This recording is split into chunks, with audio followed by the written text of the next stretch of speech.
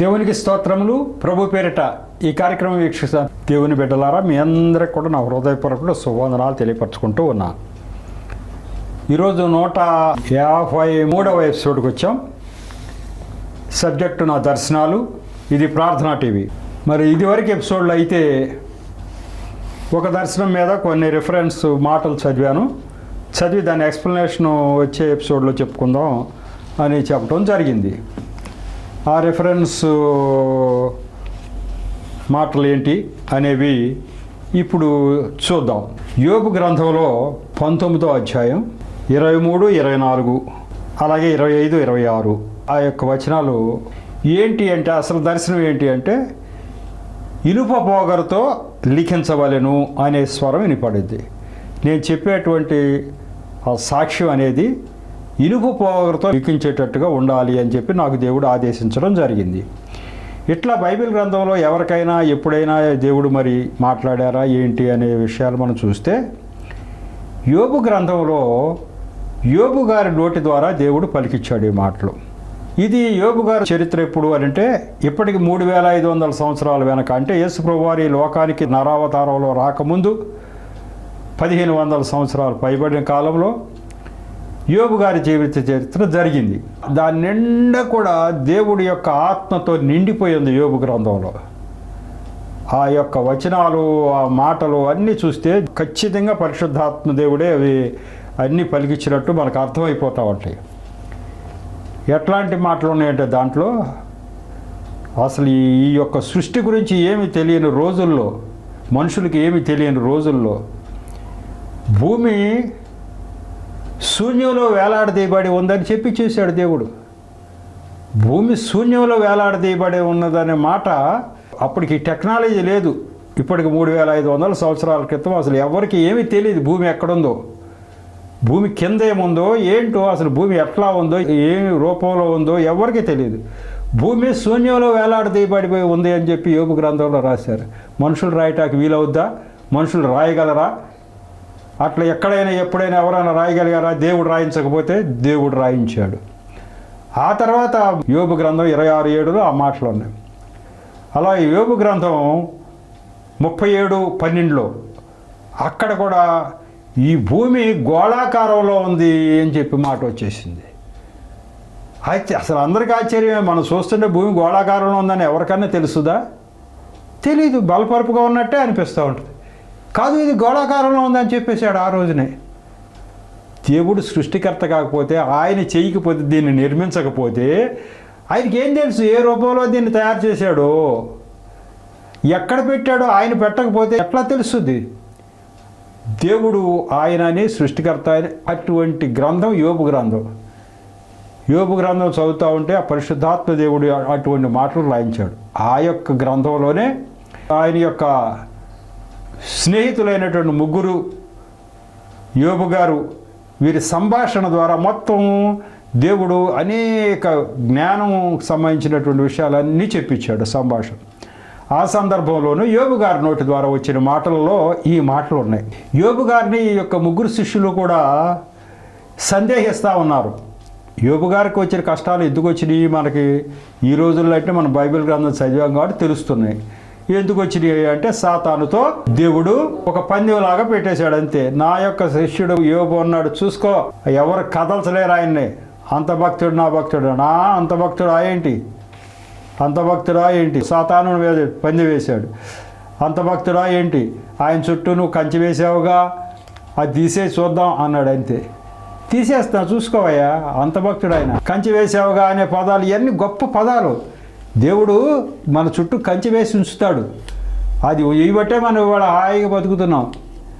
కాబట్టి ఆ కంచి వేసావుగా, ఆయన హాయిగా బతకటానికి, నిన్ను ఆరాధించడానికి అది అని అంటే, ఆయన ఏమంటాడు, అది తీసేసి చూద్దాం అన్నాడు. తీసేస్తా చూసుకో అన్నాడు. ఆరోగ్యం కూడా తీసేసి చూద్దాం, అది కూడా తీసేస్తా చూసుకో. నువ్వు ప్రాణం తీయటానికి నీకు హక్కు లేదు, ఏం చేస్తావో చూసుకోండి. ఆ పరీక్షల్లో ఆపదలు వచ్చినాయి. ఈ విషయం దేవుడికి సాతానుడికి మధ్యన జరుగుతున్న ఈ విషయం ఎవరికన్నా తెలుసా? బయట వాళ్ళకి తెలియవు కాబట్టి ఈ మిత్రులందరూ అంటారు, కష్టాలు వచ్చేప్పటికి, ఆ కష్టాలు వచ్చినాయి అంటే ఏం పాపం చేశాడు పాపం, మనకు తెలుసో తెలియకో ఏదో చేస్తున్నాడు, దేవుడు ఎందుకు అన్యాయంగా శిక్షిస్తాడు, ఈ కష్టాలు ఎందుకు వస్తాయి అని చెప్పి ఆయన నిందిస్తూ ఉంటాడు. అప్పుడు యోబు గారు పలికినటువంటి మాటలు అవి. ఏమని పలికాడు? నా మాటలు వ్రాయబడవలని నేనెంతో కోరుచున్నాను, అవి గ్రంథంలో వ్రాయబడవలని నేనెంతో కోరుచున్నాను అన్నాడు. ఈ బైబిల్ గ్రంథం కూడా గ్రంథం రాయి అని చెప్పి రాయించాడు దేవుడు. ప్రవక్తల ద్వారా చెప్పడమే కాదు, నువ్వు రాయి, దాంట్లో ఇర్మియా ప్రవక్త ద్వారా చెప్తాడు, నువ్వు రాయి అంటాడు. ఆయన రాయమనే రాయించాడు బైబిల్ గ్రంథం, ప్రజలకి రాబోయే కాలానికి కావాలని చెప్పేసి. కాబట్టి రాయిస్తాడు. దాన్ని ఒకడు వచ్చేసి కాల్ చేస్తాడు, ఒకడొచ్చి విరోధి గిట్టనేవాడు, ఆ రాజు కాల్ చేస్తాడు. కాల్ చేస్తే మళ్ళీ చెప్పి రాయిస్తాడు దేవుడు. ఎంత ఓపిక చూడండి. మళ్ళీ రాయి, నేను చెప్తున్నా అన్నాడు. అట్లా బైబిల్ గ్రంథం నిలబడింది వాళ్ళంటే దేవుడు రాయించాడు, దేవుడు కాపాడాడు, దేవుడే చేసుకొచ్చాడు. కాబట్టి దేవుడు రాయిస్తున్నాడు ఇక్కడ. నా మాటలు రాయబడవలని నేను ఎంతో కోరుచున్నానని, అవి గ్రంథంలో రాయబడవల్ల నేను ఎంతో కోరుచున్నాను అన్నాడు యోబు. మిత్రులు చెప్తున్నాడు, నేను చెప్తున్నా చూసుకోండి, నేను చెప్పినట్టు రాసుకోండి అని అన్నాడు. అంటే అర్థం ఏంటి? రాబోయే తరాలకు కొన్ని వందల వేల సంవత్సరాల తర్వాత నేను ఏం మాటలు చెప్పానో అవి అవసరం అని ఆయన ఉద్దేశం. రాయటం అంటే అప్పుడు చెప్తున్నాడు, అవి ఇనుప పోగరుతో బండ మీద చెక్కబడి శేషముతో నింపబడి నిత్యము నిలవాలని నేను ఎంతో కోరుచున్నాను. బైబిల్ వాక్యాలంటే అట్లా నిలబడిపోవాలి. దేవుడు మాటల ఎట్లా అంటే ఇనుప పోగరుతో బండ మీద చెక్కాలి. పోగరంటే ఆ సుత్తితో పెట్టి ఆయన శిల్పాలు చెక్కేవాళ్ళు వాడతారే అట్లా, ఆ పోగరతో బండ మీద చెక్కాలి. అంటే రంధ్రంలాగా చేయాలి, రాయికి అక్షరాల ఆకారంలో రంధ్రంలాగా చేయాలి. పోగరతో బండ మీద చెక్కబడి శేషముతో నింపబడి ఏం చేయాలి? ఆ అక్షరం రూపంలో రంధ్రంలాగా చేసి దానిలో మళ్ళీ శేషం నింపాలి. కరుగుతున్నటువంటి ఆ శేషాన్ని నింపితే అది అట్లా నిలబడిపోద్ది. అక్షరం శేషముతో నింపబడి నిత్యము నిలవాలని నేనెంతో కోరుచున్నాను. అవి నిత్యము నిలబడిపోవాలి అని నేనెంతో కోరుచున్నాను. అంటే ఇది రాబోయే కాలంలో ఇది అవసరం. అవి ఏంటి అంత గొప్ప విషయాలా అని అంటే ఆ కింద చెప్తున్నాడు. ఆ విషయాలు ఏంటి చెప్తున్నాడు? ఏంటి అంటే, అయితే నా విమోచకుడు సజీవుడనియు తరువాత ఆయన భూమి మీద నిలుచుననియు నేను ఎరుగుదును. ఎవరట? ఒక ఆయన ఎవరో రాబోతున్నాడట, విమోచకుడు, ఈ ప్రజలందరికీ విమోచకుడు ఆయన సజీవుడట. ఆయన తర్వాత భూమి మీద నిలుస్తాడట. ఒక ఆయన ఎప్పుడు తర్వాత నిలిచాడు ఆయన భూమి మీద? ఆ చెప్పిన తర్వాత యోబు గారు ఈ మాటలు పలికిన తర్వాత 1500 సంవత్సరాల తర్వాత ఆయన నిలిచాడు అని యేసు ప్రభు వారు. ఆయన సజీవుడు, అప్పుడు ఇప్పుడు ఎప్పుడు సజీవుడే, ఆత్మరూపంలో ఉన్నాడు. అంతకుముందు ఆయన భూమి మీద నిలుస్తాడు. ఈ ప్రజల యొక్క విమోచకుడు భూమి మీద నిలుస్తాడు రాబోయే కాలంలో. అది నేను ఎరుగుదును అని దేవుడు బయలుపరుస్తాడు. రాబోతున్నాడు, నేను ఎరుగుదును. ఏలాగూ నా చర్మము చీకిపోయిన తర్వాత, సరే ఇప్పుడు నేను కృషించిపోయి ఇప్పుడు చనిపోతా. యోబు గారు అంటున్నాడు, ఈలాగు నా చర్మము చీకిపోయిన తర్వాత శరీరముతో నేను దేవుని చూచెదను. ఈ చనిపోయిన తర్వాత నేను దేవుణ్ణి చూస్తా అంటున్నాడు. శరీరంతో చూస్తాను అన్నాడు. ఆ శరీరముతో అన్న పదానికి ఇక్కడ వివరణ ఏం చేశాడు? లేక శరీరము లేనివాడనై అని కూడా ఉంది బైబిల్లో.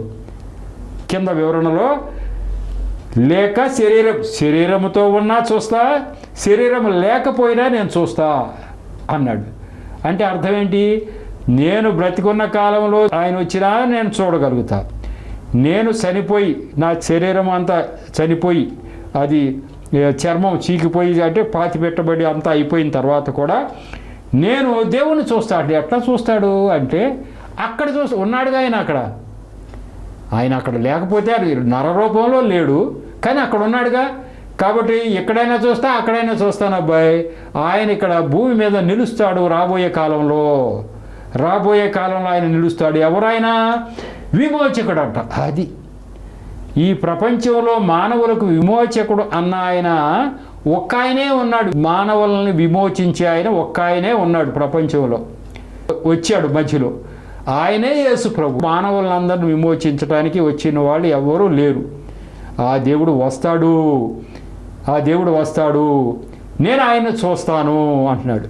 ఇక్కడ చూస్తాను, అక్కడ చూస్తాను. ఆయన సజీవుడు కదా, అప్పుడు ఇప్పుడు ఎప్పుడు ఉన్నవాడే. నేను చూస్తాను ఆయన్ని. నువ్వు రాసుకో అబ్బాయి, ఎట్లా రాస్తావు? గ్రంథంలో రాయబడాలని నేను కోరుతున్నా.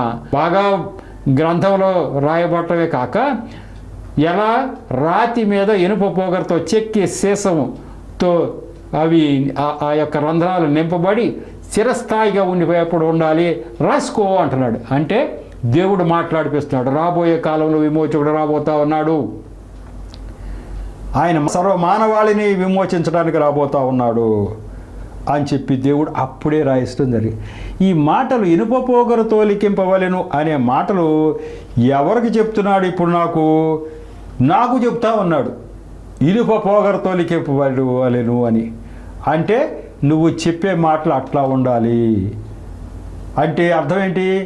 మాట రూపంలో చెప్పాలి, పుస్తకంలో రాసి చెప్పాలి. అలాగే మరి నాకైతే అప్పటికి అర్థం కాదు, కానీ ఇదిగో ఇలా టీవీలో కూడా చెప్పాలి కావచ్చు.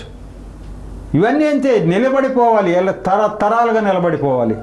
తరతరాలుగా నేను చెప్పిన మాటలు నేను చనిపోయిన తర్వాత కూడా తరతరాలుగా నిలబడిపోవాలి. అది ఆయన ఉద్దేశ్యం. కాబట్టి నాకు అప్పటికి అంచనా ప్రకారం అయితే నేను బాగా చెప్తూ దాన్ని అంత పుస్తక రూపంలో తీసుకురావాలనేది నాకు ఒక ఐడియా వచ్చింది. అప్పుడే ఇక పుస్తకాలు రాయటానికి ఉపక్రమం ఇస్తూ ఉన్నాను. రాయాలి అనుకుంటున్నాను నేను. అప్పుడే ఈ యొక్క దర్శనంతో ఇది ఖచ్చితంగా పుస్తకం రాయాలనే ఆయన దేవుడు చెప్తున్నాడు. నాకు అర్థమైపోయింది. 2020లో మరి ఫిబ్రవరిలో ఈ దర్శనం వచ్చింది. 2020లోనే చివరి అక్టోబర్ కల్లా నేను పుస్తకం ప్రింట్ చేసా. దేవుడు చెప్తున్నాడు, ఇదేదో ఇనుప పోగరతో లిఖించవాలని, ఇదేదో బుక్ రాయాల్సిందే, ఇప్పటివరకు కరపత్రాలే కదా అని చెప్పి నేను అనుకుంటా ఉన్నా. కాబట్టి ఇనుప పోగరతో లిఖింపవలను అనే మాటలు నాకు చూపించడం జరిగింది. అంటే అర్థం ఏంటంటే నువ్వు అనేక రకాలుగా ఇది నిలిచిపోవాలి, ఈ మాటలు ఉండే విధంగా చేయమని చెప్పడం జరిగింది. దీని దగ్గరకి మనకేమైనా వివరణ చూసుకోవాలి అని అంటే 81వ దర్శనం పుస్తకంలో 81వ దర్శనం ఇంకొక దర్శనం కూడా చూసుకుని కొన్ని రెఫరెన్స్లోకి అప్పుడు వెళ్ళదలుచుకున్నాను నేను. 28/3/2021లో వచ్చింది ఈ దర్శనం. 21లో మీకు చెప్పే కదా, 20 చివరిలో పుస్తకం ప్రింట్ అయిపోయింది, వెళుతూ ఉన్నాయి. అప్పుడు 21 మార్చి కల్లా ఒక దర్శనం వచ్చింది. తెల్లవారుజామున కలలో ఒక దర్శనం ఎలా కలిగింది? నేను ఒక పల్లెటూరులో వెళుతూ నా చేతిలో ఉన్న రొట్టె ముక్కలు ఆ పక్క ఈ పక్క వేసుకుంటూ వెళ్ళుచున్నాను. అవి కమ్మటి స్వీట్ వాసన వస్తున్నవి. ఎక్కడెక్కడి నుంచో జంతువులు పక్షులు పరిగెత్తుకుంటూ వచ్చి వాటిని తింటున్నవి. అది చూచి నేను చాలా తృప్తి పొందుతున్నాను. కళ అంతమయ్యింది. నాకు ఇప్పుడు దర్శనం నా కళ్ళ ముందుకు వస్తూ ఉంది. ఇది అసలు ఎలా ఉందంటే ఒక పల్లెటూరుకి వెళ్తున్నా. మరి ఇక స్వార్థ నిమిత్తం వెళ్తాం కదా, జనరల్గా పల్లెటూరుకి వెళ్తామంటే ఒక పల్లెటూరుకి వెళ్తున్నా. నా చేతిలో ఉన్న రొట్టె ముక్కలు, నా 2 జేబుల నిండా కూడా రొట్టె ముక్కలు ఉన్నాయి. నాకు ఇప్పుడు గుర్తొస్తుంది అంతా. జేబుల నిండా రొట్టె ముక్కలు ఉన్నాయి. ఇక నా చేతిలో ఉన్న రొట్టె ముక్కలు 2 చేతులతో తీసి ఆ పక్క ఈ పక్క వేస్తున్నా. ఓ చేత్తో ఇటు, ఓ చేత్తో ఇటు. మన బిస్కెట్లు ఎట్లా వేసుకుంటూ వెళ్ళిపోతూ ఉంటాం మనం, అట్లా చిన్న చిన్న రొట్టె ముక్కలు వేసుకుంటూ వెళ్తున్నా. అవి ఎట్లా ఉన్నాయో తెలుసా? కమ్మటి స్వీట్ వాసన వస్తున్నాయి. నా చేతిలోంచి ఇట్లా వేయటమే ఆ వాసన గుబాళిస్తుంది. కమ్మని స్వీట్ వాసన వస్తున్నాయి ఆ ముక్కలు ఇక ఆ చేత్తో ఈ చేత్తో వేసుకుంటూ వెళ్ళిపోతున్నా. నేను వేసుకుంటూ వెళతాం. నేను ఊరి ఇట్లా పైకి తలెత్తి చూసా. ఆ ఊరికి నడిచి వెళ్తున్నాను అనమాట. చూస్తే ఎక్కడెక్కడి నుంచో పరిగెత్తుకుంటారు నన్ను చూడగానే. ఎక్కడెక్కడి నుంచో జంతువులు, అన్ని రకాల జంతువులు పరిగెత్తు నేను వస్తున్నాడు. మన మేత అయ్యటానికి ఎప్పుడైనా మనం జంతువుల మధ్యకి వెళితే, పక్షుల మధ్యకి వెళితే ఏమైనా మనం వేస్తుంటే చుట్టూ వచ్చేస్తాయి పరిగెత్తుకుంటే, అసలు మనం చూడగానే వచ్చేస్తాయి. ఒకరోజు మనం మేత పెట్టామంటే మళ్ళీ రెండో రోజు నువ్వు మేత తీసుకెళ్తున్నావంటే చుట్టూ ఉన్నవన్నీ వచ్చేస్తాయి మన దగ్గరికి. అట్లా వచ్చేస్తున్నాయి ఎక్కడెక్కడి నుంచో జంతువులు వచ్చేస్తాయి. జంతువులు నానా రకాల జంతువులు, అన్నీ కుక్కలు, పిల్లులు, అట్లా అన్నీ పక్షులు, అన్ని రకాల పక్షులు వచ్చేస్తున్నాయి. వచ్చి నేను ఎట్లా వేస్తే అట్లా తింటున్నాయి. కాకులు, పిచ్చుకలు అన్నీ ఉంటాయి కదా పక్షులు, పరిగెత్తుకుంటూ వస్తున్నాయి. నేను వేస్తుంటే అవి తినేస్తున్నాయి. నేను దారి పొడుగున్నా వేసుకుంటూ వెళ్ళిపోతున్నాను. జేబుల్లోంచి తీస్తున్నా వేస్తున్నా. ఆ జేబులు ఎంత తీసినా వస్తున్నాయి, వేస్తున్నా. ఇది కళ. అది చూసి అవి తింటా ఉంటే నాకేంటో తృప్తిగా ఉంటుంది. ఆహా, అవన్నీ తింటే తృప్తి పడుతున్నా. ఈ కళ అంతమైపోయింది. అది జరిగింది. ఎంత చక్కని కళ వచ్చింది. ఈ కళ ద్వారా సువార్త ప్రకటన విస్తారంగా చేయాలని దేవుడు నాకు ఆదేశించినట్లు గ్రహించాలని ఎక్స్ప్లెనేషన్. నాకు అర్థమైంది ఏంటంటే, ఈ రొట్టె ముక్కలు ఏంటి అంటే నా యొక్క సాక్ష్యం. ఈ రొట్టె ముక్కలు నా సాక్ష్యం చదివిన వాళ్ళందరికీ అది తీయగా కమ్మగా ఉంటుంది. దాని అర్థం తీయగా ఉన్నాయి కదా ముక్కలు. నా సాక్ష్యం అందిన చోటల్లా కూడా ఆ చదివిన వాడికి కమ్మగా ఉంటుంది. పైగా నేను వస్తున్నాను అంటే, సాక్ష్యం చెప్పడానికి నేను వస్తున్నాను అంటే అందరూ ఎదురు చూస్తూ ఉంటారు. ఎదురు వచ్చేసి ఒకళ్ళ తర్వాత ఒకళ్ళు వచ్చేస్తూ ఉంటారు. ఇది రాబోయే కాలంలో జరిగేటువంటి పరిస్థితి. నువ్వు ఎలా చేయాలి అంటున్నాడు. నువ్వు ఎలా చేయాలి అంటున్నప్పుడు అప్పుడు అర్థమైంది, ఓహో నేను విస్తారంగా పంచాలి. నిజంగానే నేను ఈ 6 పేజీల సాక్ష్యాన్ని నేను విపరీతంగా పంచుతున్నా. ఒక్కొక్కరికి 2 ఒకళ్ళు ఇంకోటి ఏమన్నా ఏంటి ఇచ్చేస్తున్నా. ఎందుకు అంటే వీళ్ళు కూడా ఎందుకు అడుగుతున్నారు, అయ్యా మేము ఇంకొకరికి ఇవ్వాలంటే మా దగ్గర ఇంకొక కాపీ ఉంటే బాగుంటుందని. అక్కడున్న మన పాస్టర్లు అనేవాళ్ళు ఎందుకంటే ఒకటి ఇస్తున్నారుగా వాళ్ళు అలాగ అడుగుతారని నేను ఇచ్చేసేవాడిని.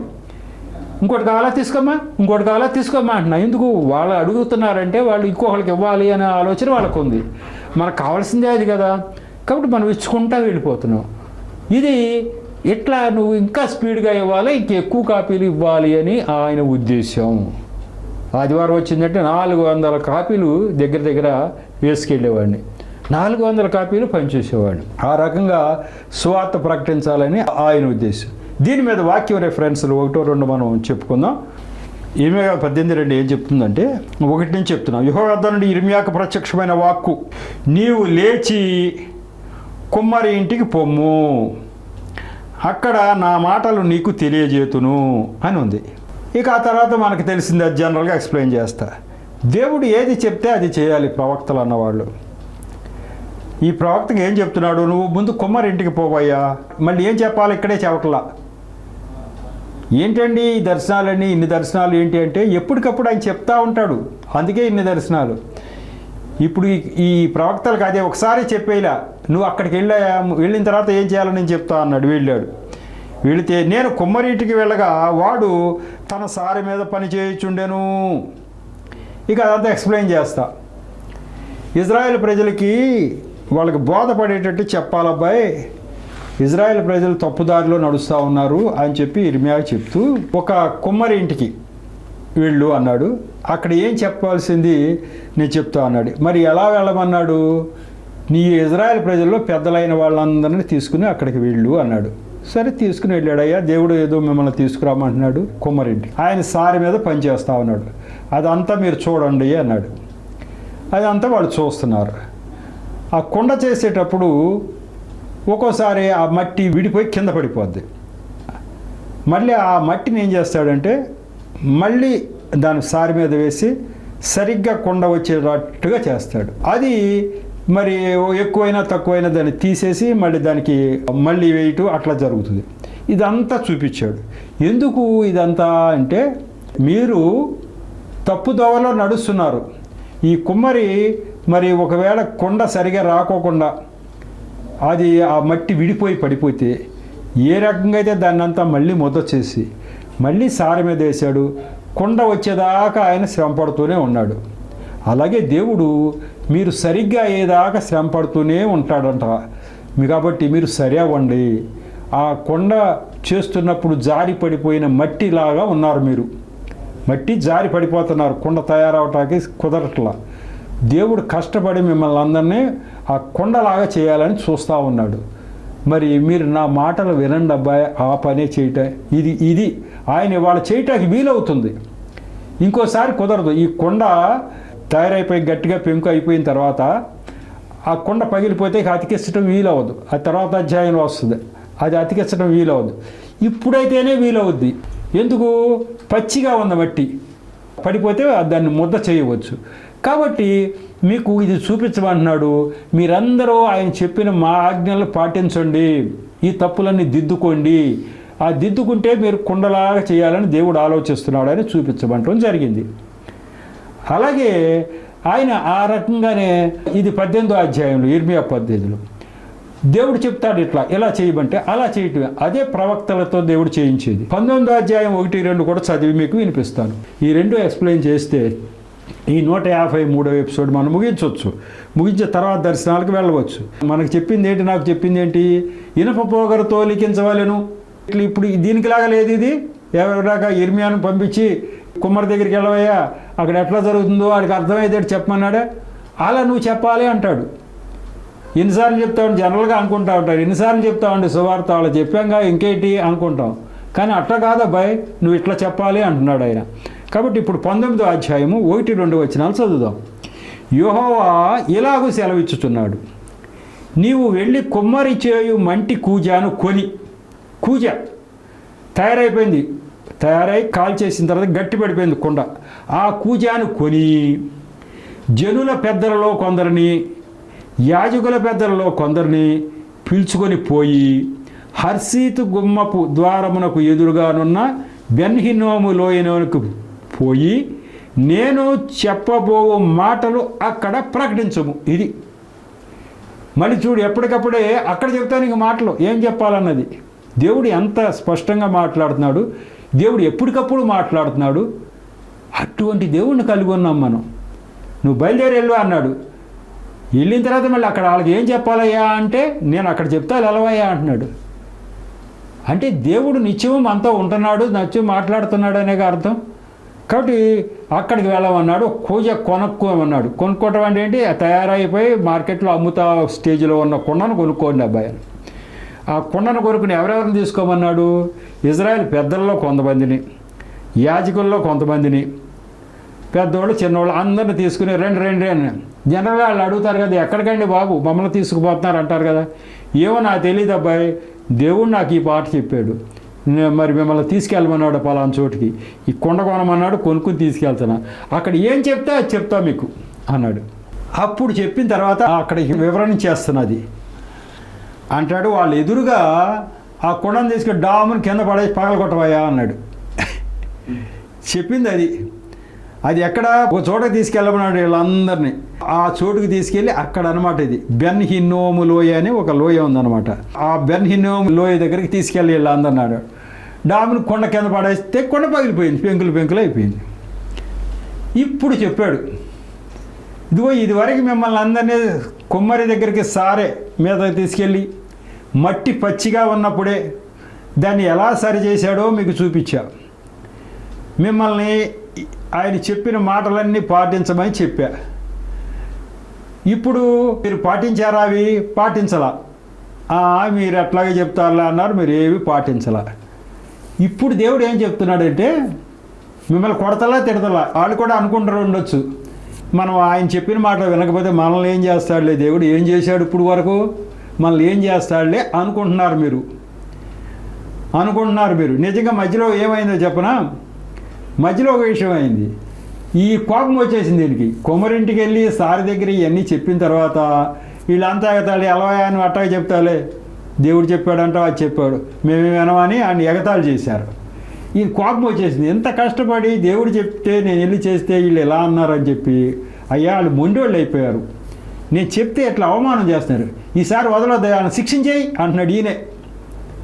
ఇర్మియా గారు ఏమంటున్నాడు, వాళ్ళని వదిలిపెట్టొద్దయ్యా, మీరు వాళ్ళని శిక్షించేసేయండి అంటున్నాడు. దేవుడు అంత తేలికే శిక్షిస్తాడా? శిక్షించలే కానీ అబ్బాయి, అప్పుడే కాదులే, నువ్వు మళ్ళీ వెళ్ళి ఏ పని చేయి అన్నాడు. ఇంకెందుకయ్యా వాళ్ళని వదులుతారు మీరు, వాళ్ళు చెప్పిన వెంటలేదు అంటాడు ఈయన. అయినా ఇంకో పని చేయవా అని చెప్పి ఇప్పుడు చెప్తున్నాడు. ఇదిగో దేవుడు ఈ కొండ పగల కొట్టేశాం కదా, ఈ పెంకుల్ని మళ్ళీ కొండ చేయగలగా, నువ్వు కానీ కుమ్మరి కానీ చేయగలరా అన్నాడు. కుమ్మరి దగ్గరికి పెంకులు పట్టుకెళ్దాం. అయ్యా పగిలిపోయింది కొండ, మళ్ళీ కొండ చేయమంటాం, అవుతుందా? ఆయన వల్ల అవుతుందా? అవ్వదు.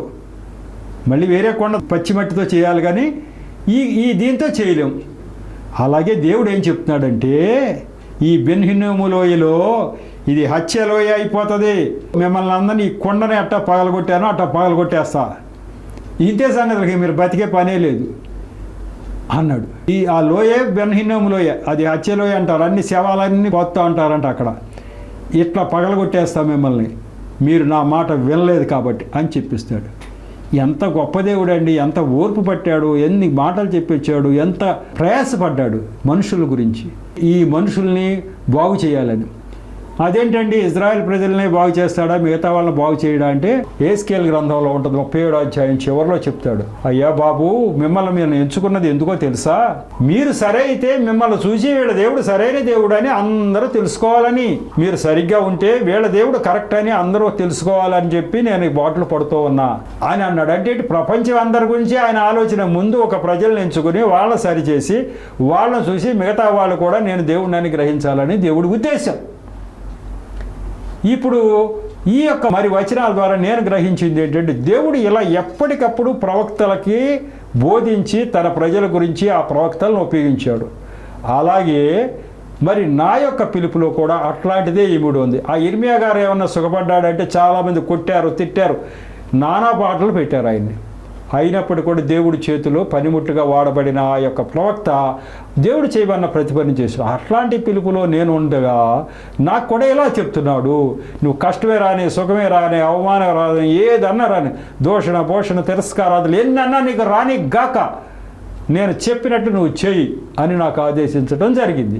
ఇదిగో ఇనప పోగరతో లిఖించవలను అని చెప్పారు కాబట్టి ఆ ఇనప పోగరతో లిఖించే పని చేయటానికి అప్పుడు ప్రారంభించడం జరిగింది. అది కంటిన్యూ అవుతూనే ఉంది. ఆ దేవుడు అప్పుడు ఇప్పుడు నిరంతరము ఒకే రకంగా ఉన్నాడు, ఒక రకంగానే బోధిస్తున్నాడు, ఒక రకంగానే అందరినీ ప్రేమిస్తున్నాడు. ఈ జ్ఞానం మీరు బాగా పొంది ఈ జ్ఞానాన్ని అనేక మందికి మీరు అందించులాగున దేవుడు నా నోటి ద్వారా పలికిస్తూ ఉన్నాడు. దేవుడి యొక్క మాటల్ని మరి సాక్ష్యాన్ని దీవించునుగాక. చిన్న ప్రార్థన చేసుకుని ముగించుకుందాం. కృపగల దేవా, మహాపరిశుద్ధుడా, ప్రేమగల తండ్రి, ప్రభువా మీకు వందనాలు స్తోత్రాలు చెల్లించుకుంటున్నాను. ఈ 153వ ఎపిసోడ్ను కూడా మీరు తగిన నడిపింపు ఇచ్చారు తండ్రి. మీరే నా నోటి ద్వారా మాట్లాడారు, బిడ్డల హృదయాలు తెరిచారు. అలాగే ప్రభువా మరి ఈ యొక్క జ్ఞానం అనేక మందికి పంచడానికి ప్రభువా వారిని పురికొలిపి ఆశీర్వదిస్తున్నందుకు వందనాలు స్తోత్రాలు తండ్రి.